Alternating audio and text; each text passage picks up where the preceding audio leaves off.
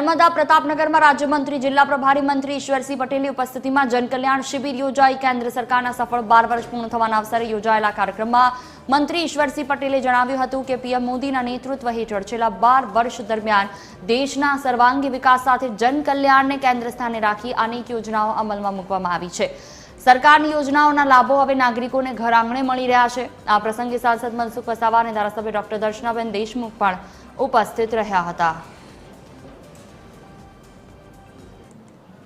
સહાય મેળવી છે લખપતિ દીદી કે જેમને ધ્યાન આપવામાં આવ્યું છે।